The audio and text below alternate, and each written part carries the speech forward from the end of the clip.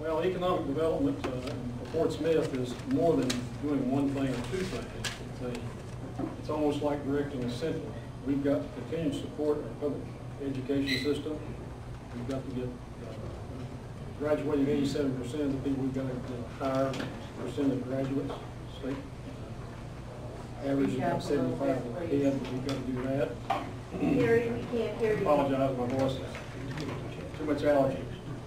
We've got to support UA Fort Smith to the fullest because we are behind the curve on the number of college graduates relative to the rest of the state. We're slightly behind. HP chose Conway. One of the reasons was they've got 36% college graduates. We're below 18%. That's one of the things you have to look at. We've got to have more people on commissions at the state level. We've gone through analysis of that. We're way behind in getting people appointed, so we're representing interest down there.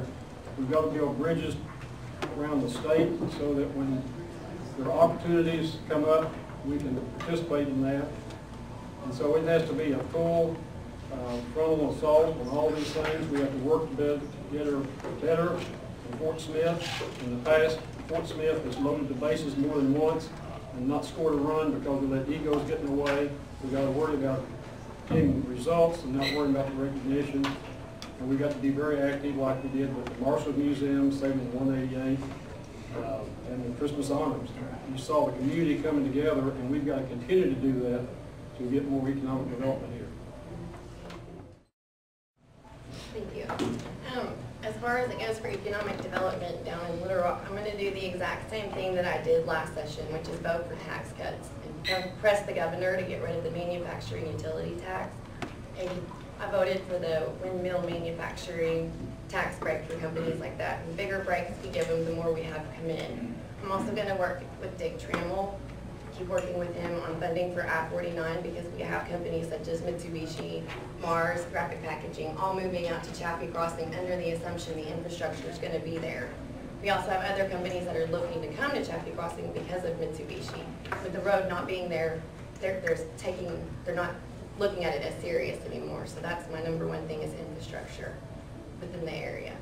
And just continue to work on tax breaks for companies.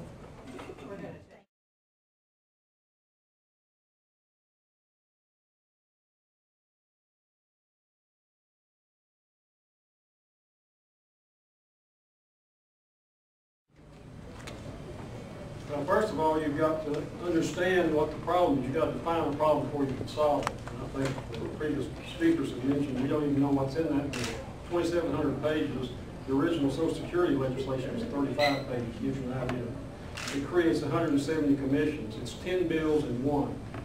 We've got to understand what's in that bill. We've got to understand what the liability is to us. We know it's going to be gargantuan. And we're a poor state. And we've got to look at ways to opt out of that and to deal with that. It is an unfunded mandate. It's very serious. And we've got to take a hard look at it and see what it is. But until we know what the numbers are, we can say it's more money we can afford. You still got to get it down to something you can work with. There's not a magic wand on this thing. We have to all dig in and work hard, figure out what the possible solutions are, and work toward that.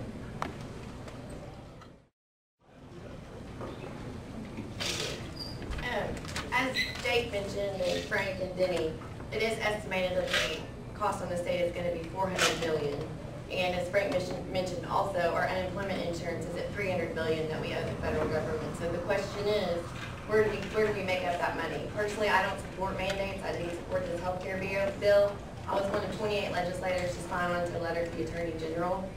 So we have two options. We can either cut the government and get rid of some of the agencies that we don't need, or we can raise taxes.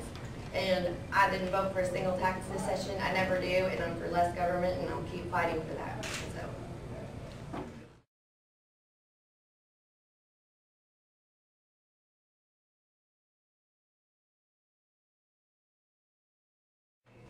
Thank you. As far as a specific piece of legislation, I don't have one on the top of my list, but I'm going to continue to do what I did. And sometimes being a legislator isn't always about filing a bill, but beating the bad ones. And so I'm going to continue to fight against beating the bad ones. And we were successful on some, not so much on others, but I'm going to continue to do that. Thank you. I don't have a specific bill identified because I'm in a process now of having a number of neighborhood meetings I call idea raisers, not fundraisers, idea raisers, where citizens can say, here's what I think the legislature needs to be looking at. And I've committed to those people to keep them informed. I've got more scheduled, but I will generate the list that I will create the list that they have suggested. I'll put the dominant issues at the top, and I'll start working at the top and work down and keep them informed. I expect it will be economic development related or education related. Those are the two areas that are on those people's minds.